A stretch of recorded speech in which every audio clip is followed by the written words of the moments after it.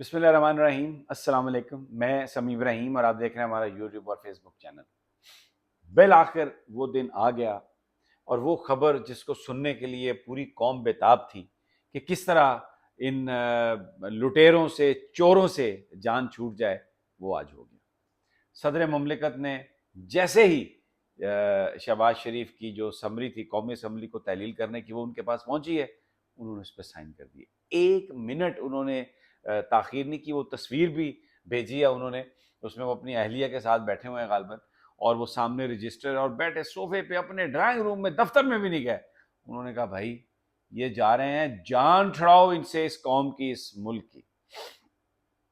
میں آپ کو سناؤں گا بڑے واقعات جو ہوئے آج، سارا دن جو بحث چلتی رہی، کل بھی بحث ہوتی رہی۔ نگران وزیر اعظم پر ان کا جھگڑا ہے، بندر بانٹ پر ان کا جھگڑا ہے، اور ایک بات جو ان کو بار بار لوگ کہتے رہے، جو پرانے لوگ ہیں، آخری دم تک وہ یہ کہہ رہے تھے کہ آپ اسمبلیاں، آپ ایسا کریں کہ ابھی اسمبلی آپ تحلیل نہ کریں، آپ سپریم کورٹ میں چلے جائیں، آپ فل کورٹ کی بات کریں، اور وہاں پر آپ قومی اسمبلی میں 1 سال کی آپ توسیع کے لیے چلے جائیں۔ یہ نگران نہ بنائیں، آپ یہ گیم آپ کے ہاتھ سے نکل جائے گی، آپ جو ہے نا، آپ کے ہاتھ کٹ جائیں گے، وہ اعتبار نہ کرو۔ اور مجھے جو لوگ بتانے والے ہیں، اب اللہ جانے انہوں نے مجھے صحیح بتایا یا غلط بتایا، کہ آج سارا دن بڑے بکھلائے سے تھے شہباز شریف صاحب اور ان کے ساتھی بھی جو تھے، اور شہباز شریف صاحب نے کی آنکھوں میں تھوڑی آنکھیں بھر آئیں ان کی جس وقت انہوں نے سگنیچر کیے، اور بڑے دل گرفتہ تھے، بڑے، یعنی ایک عجیب سی کیفیت تھی ان کی کہ جناب یہ ہمارے ساتھ۔ انہوں نے کہا اپنے کچھ لوگوں سے، یار لوگ مجھے روک ہی نہیں رہے، دیکھو میں نے دن رات کتنا کام کیا ہے، میں نے کتنا۔ اب ظاہر ہے کہ انہیں یہ تو نہیں کہہ سکتا تھا ان کے سٹاف میں سے کہ تسی جڑا کام کیتا ہے، آپ نے تو اپنی جیبیں بھری ہیں، آپ نے کیا کیا ہے، آپ نے تو اپنے نیب کے کیسز ختم کروائے ہیں، آپ نے اربوں روپے کی جو دیہڑی لگائی تھی اس کو آپ نے محفوظ کروا لیا ہے، ابھی جانے سے پہلے آپ نے اپنی جو پراپرٹیز ہیں جو اٹیچ ہوئی تھیں، جو منجمد تھے اثاثے، وہ سارے کے سارے آپ نے ڈی فریز کروا لیے ہیں۔ آپ نے اپنے بھائی کے کیسز ختم کروانے کے لیے کتنے جتن کیے ہیں، کتنی لیجسلیشن کروائی ہے، آپ نے میڈیا پر قدغنے لگانے کے لیے کس قدر آپ نے لیجسلیشن کی ہے، کون کون سے قوانین میں آپ نے تبدیلی نہیں کی جس سے لوگوں کو تکلیف پہنچے، اور پھر انٹرنیشنلی پاکستان آئسولیٹ ہو گیا، آپ ہر جگہ کشکول لے کے چلے گئے، بھیک مانگتے رہے، اور آ کے یہ کہا، مجھے لوگ دیکھ کے کہتے ہیں یہ مانگنے والا آ گیا، یہ منگتا آ گیا۔ کیا یہ پاکستانی قوم کی عزت تھی؟ اور پھر آپ ایک دوسرے کو گالیاں نکالتے تھے، ایک دوسرے کا پیٹ چاک کر کے آپ کروڑوں اربوں جو قوم کے لوٹے ہوئے تھے وہ وصول کرنے کی بات کر رہے تھے۔ زرداری آپ کو ناسور کہہ رہا تھا، آپ اس کو ایک بیماری کہہ رہے تھے، یعنی ایسے۔ اور پھر مولانا فضل الرحمان، آپ نے جو نام میں نہیں لیتا اس لیے کہ مولانا خفا ہو جاتے ہیں، وہ کس نے لیا؟ اور پھر پاکستان کے اداروں پر جو آپ نے تنقید کی، اور آپ نے جس طریقے سے جو پاکستان کے جوان ہیں ان کے جس طریقے سے آپ نے جذبات کو مجروح کیا، اور پھر ایک انتہائی پاپولر لیڈرشپ جو آج بھی پاکستان کی گلیوں میں، کوچوں میں، گھروں میں لوگ رو رہے ہیں، لوگ نام لے لے کے روک رہے ہیں۔ آپ نے ایک فضول پروپیگنڈا کر کے، ایک فضول گفتگو کر کے آپ نے ان کو سزا سنوائی، اس کو رکھا جیل میں، اٹک جیل میں۔ کیسے رکھا ہوا ہے؟ مکھیاں، مچھر، جائے نماز نہیں بندہ بچھا سکتا، اور کوئی لیٹنے کی جگہ نہیں ہے، کوئی بیٹھنے کی جگہ نہیں ہے، کوئی دروازہ نہیں ہے، اوپن واش روم ہے، ٹوائلٹ ہے۔ مطلب آپ نے اپنی طرف سے جو ظلم کے پہاڑ ڈھانے تھے آپ نے ڈھا لیے، اس کے بعد اب آپ کی آنکھوں میں آنسو ہیں سائن کرتے ہوئے، کیونکہ سانو روک لوے، ہائے اللہ اقتدار کھس گیا، ہائے یہ اقتدار جا رہا ہے۔ اور پھر بہت سارے ان کے جو چیلے چماٹے، وہ جو لونڈے لپڑے سارے ان کے ارد گرد رہتے ہیں، جو پتہ نہیں کیا وہ بات کرتے ہیں۔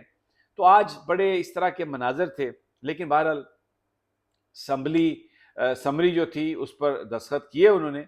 اور وہ پہنچائی ایوان صدر۔ میں نے آپ کو کہا کہ وہاں پر صدر مملکت نے کوئی انتظار نہیں کیا اور فٹافٹ اس پہ سائن کر دیے۔ ویسے تو 6-7 دن ہے آئینی طور پر، جس میں وہ آپ نگران وزیر اعظم کا فیصلہ کر سکتے ہیں، اس کی کابینہ تشکیل میں اس کی تشکیل ہوتی ہے، لیکن مجھے لگتا ہے کہ صدر مملکت کی یہ خواہش ہوگی کہ یہ کل آئی فیصلہ کر لیں۔ کل راجہ ریاض سے انہوں نے ملنا ہے، جلیل عباس جیلانی صاحب ان کے گھر پروٹوکول آ گیا ہے، وہ اینٹی ٹیررسٹ اسکواڈ کی گاڑی بھی کھڑی ہے وہاں پہ، پہلے تو ان کے گھر ریٹائرڈ افسر تھے، ادھر تو کوئی بندہ ہی نہیں گزرتا تھا، اب یہ گاڑیاں کھڑی ہیں، تو اس کا مطلب یہ ہے کہ ہما ان کے سر پر بیٹھ رہا ہے۔ اور ویسے آپس میں ان کا جھگڑا ہے، یہ نام جو ہے یہ زرداری صاحب کی طرف سے آیا۔ اچھا، اب جن کے نام لیے جا رہے ہیں اس میں میاں احمد میاں سومرو ہیں، فیصل وافدہ کا بھی نام ہے، اور کہا جا رہا ہے کہ فیصل وافدہ صاحب جو ہیں وہ وزارت داخلہ کے امیدوار ہیں۔ اچھا، پھر اس میں حفیظ شیخ صاحب کا تو نام ہے، جو وزیر خزانہ کے لیے جن کو سمجھا جا رہا ہے۔ اس کے علاوہ اچھا ایک صحافی کا بھی نام لیا جائے، میں ان کا بڑا احترام کرتا ہوں، ان کے والد محترم میرے ٹیچر رہے ہیں، اس لیے میں ان کا نام نہیں لیتا، مجھے نہیں پتا، کیونکہ یہ کوئی مطلب نام تو ہے لیکن میں یہ نہیں کہہ سکتا کہ یہ کوئی بہت بڑے اتھینٹک سورس سے نام آیا۔ اب دیکھتے ہیں وہ حلف اٹھاتے ہیں یا نہیں۔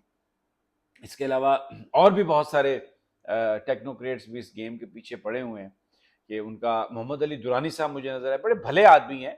وفاقی وزیر اطلاعات و نشریات رہے ہیں شوکت عزیز صاحب کے ساتھ، تو بہت بھلے آدمی ہیں، شریف آدمی ہیں، اچھے آدمی ہیں، وہ بھی شہر میں ہیں۔ ان سے تو انہوں نے تو نہیں کہا مجھے، لیکن ان کے کچھ دوستوں نے کہا کہ ہو سکتا ہے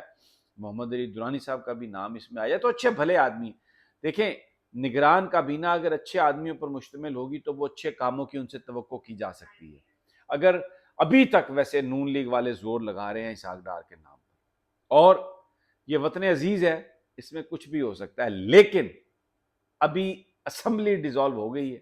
اور کئی وزیر، پارلیمانی امور کے سیکرٹری اور پتہ نہیں کون کون سے مشیر،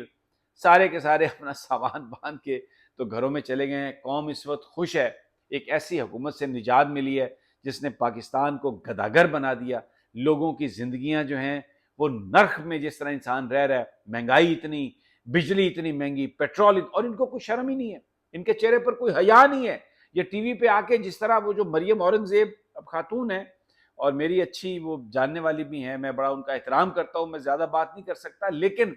جس طریقے سے وہ آ کے بولتی تھی اور جس طریقے سے وہ نان سٹاپ وہ شروع ہوتی تھی، اور پاکستان ٹیلی ویژن کو جس طرح انہوں نے استعمال کیا پاکستان کے اداروں کے خلاف، سپریم کورٹ کے خلاف، کین یو بلیو دیٹ، ججز کو گالیاں دی انہوں نے، سپریم کورٹ کے خلاف حملہ کیا، وہاں پر اس کے سامنے جلوس لے کے چلے گئے، اور میں کمرہ عدالت کے اندر تھا اور چیف جسٹس صاحب کو گالیاں جو ہیں اور